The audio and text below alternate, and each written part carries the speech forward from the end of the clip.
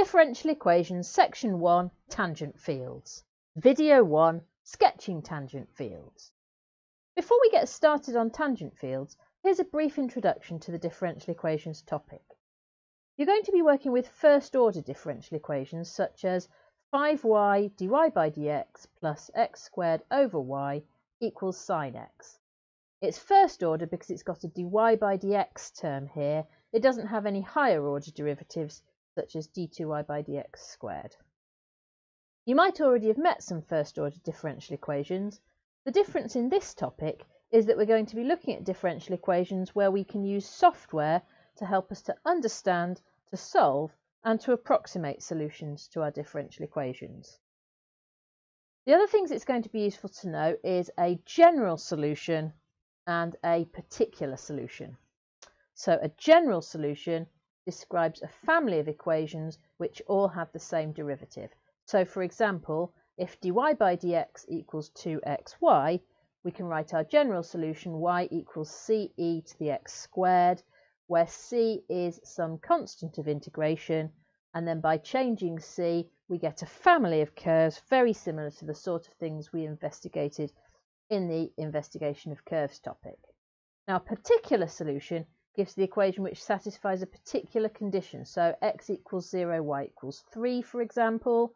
That would give us the particular solution y equals 3e to the x squared. Let's have a look at tangent fields then. So a tangent field is a way of representing a differential equation using direction indicators for a set of points in the plane. Let's try an example. Sketch the tangent field for the differential equation dy by dx equals 2y. Let's start by opening GeoGebra to see what this might look like. So I'm going to start by putting in my function. It's a multivariable function of x and y, which equals 2y. So I had dy by dx equals 2y. I'm using f to represent my dy by dx function. And then once I have the function in, I can find the tangent field. Now, tangent fields are sometimes called gradient fields or slope fields. In GeoGebra, we use a command called slope field to find the tangent field. So in the input bar, I'm going to write slope field of f, and then it's drawn the tangent at lots and lots of different points on the grid. In fact, it's quite dense. It's put these very close together, and it is quite difficult to see. So what I'm going to do is I'm going to add an extra parameter to the slope field. So just go into the object properties. By default, it puts 40 little lines across the page. I can put a comma after my f and put that I want to do the slope field of f with 20 going across the page. And then you can just see that's a little bit more spaced out there and a little bit easier to see what's going on. So this is what a slope field looks like. And so this is telling me, for example, at this point, it's telling me that the gradient would be like that.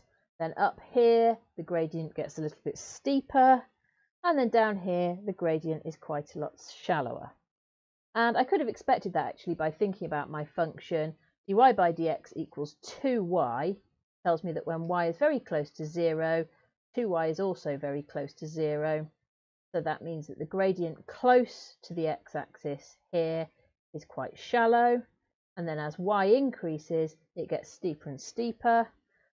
And then on the other side of the axis, it is quite shallow and negative, and then gets steeper and steeper, more and more negative as we're moving down away from the axis. Now, I can also move the origin around, and that can sometimes help to see because all the tangent field changes as I move it. So I can line it up so that you can see that on the line y equals 0, I get that the gradient is horizontal there. One thing that you need to be able to do then is you need to be able to look at the tangent field, and then you need to be able to represent that from your graphing software onto a piece of paper. So let's have a look at how we might do that.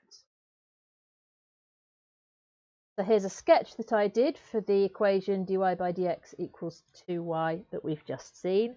I started off by doing the horizontal lines along the x-axis because that seemed like a good place to start.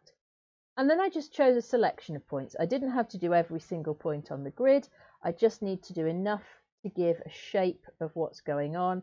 So I went along the line y equals 0.5 and the gradient was 1 all the way along the line. It was 2 on the line y equals 1, and then I went down below the axis as well, and just I can show the idea that it gets steeper as I'm going up and then that it's negative below the axis. So you're starting to see these curved shapes that we're getting. Now in the next video we'll see how we can use the tangent field to explore solution curves. In this video you've learnt the definition of a tangent field and you've learnt how to sketch tangent fields.